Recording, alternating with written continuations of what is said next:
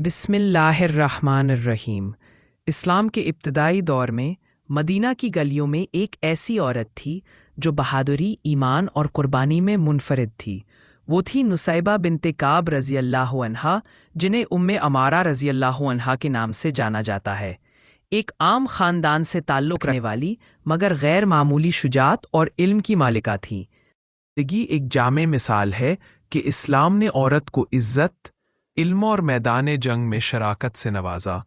نصیبہ رضی اللہ عنہا کا تعلق بنو نجار سے تھا، جو مدینہ کے معزز قبیلوں میں شمار ہوتا تھا۔ ان کے گھرانے میں ایمان، شجاعت اور خدمت کا جذبہ فطری تھا۔ ان کے بھائی عبداللہ بن کعب نے اسلام قبول کیا اور جنگ بدر میں شہید ہوئے، جس سے خاندان میں ایمان کا چراغ اور بھی روشن ہوا۔ جب حضرت محمد صلی اللہ علیہ وسلم نے مدینہ میں اسلام کی بنیاد رکھی تو مدینے والوں نے ایمان کے قافلے میں شمولیت اختیار کی۔ نصیبہ رضی اللہ عنہا نے بھی جلد اسلام قبول کیا۔ انہوں نے نہ صرف ایمان لایا بلکہ علم کی تلاش میں بھی بھرپور محنت کی۔ انہوں نے قرآن و حدیث کی تعلیم حاصل کی اور دوسروں تک پہنچائی۔ ان کا پہلا نکاح زید بن عاصم سے ہوا، جن سے 2 بیٹے عبداللہ اور حبیب پیدا ہوئے۔ زید رضی اللہ عنہ کے انتقال کے بعد ان کا نکاح غازیہ بن عمرو سے ہوا، جن سے 2 اور بچے بیٹا تمیم اور بیٹی خولہ پیدا ہوئے۔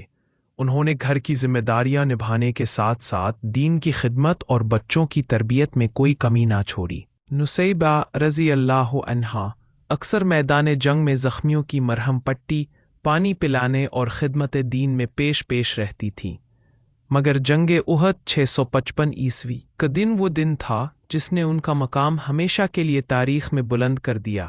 جب مسلمان پیچھے ہٹنے لگے اور حضرت محمد صلی اللہ علیہ وسلم دشمنوں کے نرغے میں آ گئے تو ام عمارہ رضی اللہ عنہا نے تلوار اٹھا لی۔ وہ اپنے نبی صلی اللہ علیہ وسلم کی حفاظت میں اس طرح کھڑی ہوئیں کہ دشمن بھی ان کی بہادری دیکھ کر حیران رہ گئے۔ ان کے بیٹے عبداللہ پر دشمن نے حملہ کیا تو انہوں نے پہلے بیٹے کا زخم باندھا، پھر دشمن پر وار کیا۔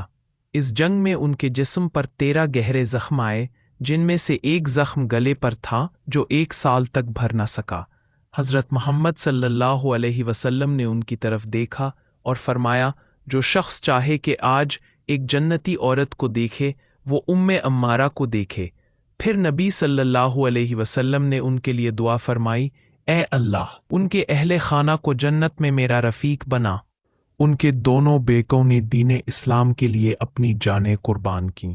حبیب رضی اللہ عنہا کو مسیلمہ کذاب نے ظلم سے شہید کیا اور عبداللہ رضی اللہ عنہا میدان جنگ میں شہید ہوئے۔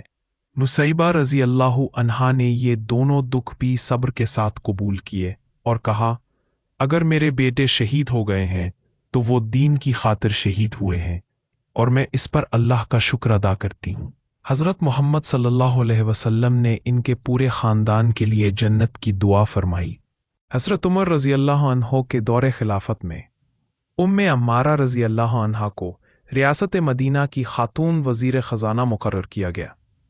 یہ تاریخ کا ایک عظیم لمحہ تھا جب ایک عورت کو بیت المال کی نگرانی دی گئی۔ یہ اس بات کا ثبوت ہے کہ اسلام میں عورت کو انتظامی ذمہ داری دینے میں کوئی رکاوٹ نہیں۔ ام عمارہ رضی اللہ عنہا کا انتقال 13 ہجری میں ہوا اور آپ کو مدینہ کے مشہور قبرستان جنت البقیع میں دفن کیا گیا۔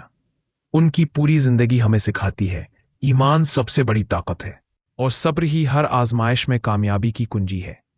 قرآن میں ارشاد ہے، جو لوگ ایمان لائے، ہجرت کی اور اللہ کے راستے میں جہاد کیا، وہ اللہ کے ہاں بڑے مرتبے والے ہیں اور یہی لوگ مراد پانے والے ہیں۔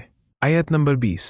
آج کی نوجوان لڑکیاں اگر اپنی زندگی میں امی عمارہ رضی اللہ عنہا کو رول ماڈل بنائیں تو وہ بھی دین اور دنیا دونوں میں کامیابی حاصل کر سکتی ہیں۔ ان کی زندگی صرف ایک جنگجو عورت کی کہانی نہیں، بلکہ یہ ایک مومنہ، ماں، بیوی، استاد اور قوم کی خادمہ کی مکمل تصویر ہے۔